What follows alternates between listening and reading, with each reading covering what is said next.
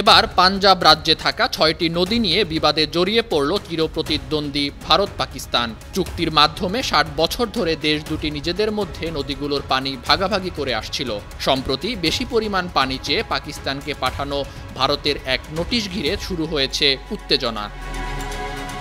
১৯৪৭ সালে ভারত ও পাকিস্তান সৃষ্টির সময় পাঞ্জাব রাজ্য দুই ভাগ হয়ে যায়। নতুন সীমান্ত রেখার মাধ্যমে পাঞ্জাবকে ভারত ও পাকিস্তানের মধ্যে ভাগ করে দেয়া হয়। সে সময় কৃষির ওপর ব্যাপকভাবে নির্ভরশীল রাজ্যটিতে থাকা সুতলেজ, বিয়াস, রাভি, সিন্ধু, ঝিলাম ও চেনাব নদীর পানি বণ্টন নিয়ে দেখা দেয় সংকট।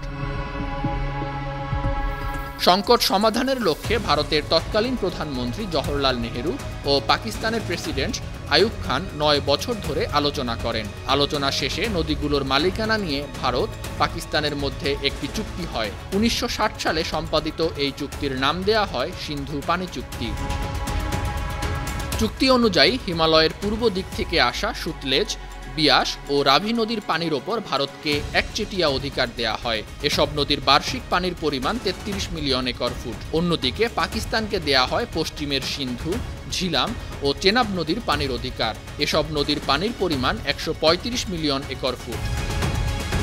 ভারত সীমিত কিছু ব্যতিক্রম ছাড়া পশ্চিম দিকে প্রবাহিত নদীগুলোর পানি অবাধে পাকিস্তানে প্রবাহিত হতে দিতে বাধ্য থাকবে।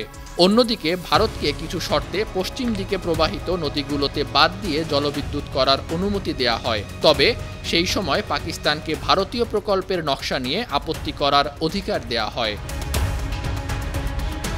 আর এসব চুক্তির শর্তগুলো পুনর্বিবেচনা চেয়ে গেল ১৮ সেপ্টেম্বর পাকিস্তানকে একটি আনুষ্ঠানিক নোটিশ পাঠায় ভারত। নোটিশে জনসংখ্যা বেড়ে যাওয়া, পরিবেশগত চ্যালেঞ্জ এবং অন্যান্য কারণসহ বিভিন্ন উদ্বেগের কথা উল্লেখ করা হয়।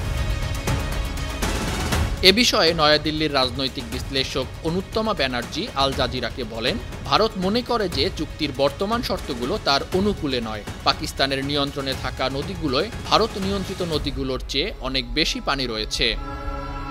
তবে ভারত এই চুক্তিতে কোন সুনির্দিষ্ট পরিবর্তন চায় তা স্পষ্ট করেনি। অনেক বিশ্লেষক মনে করেন যে নয়াদিল্লি পাকিস্তানের নিয়ন্ত্রিত নদীগুলোয় জলবিদ্যুৎ ও অন্যান্য অবকাঠামো তৈরির শর্তগুলো নিয়ে পরিবর্তন চাইবে।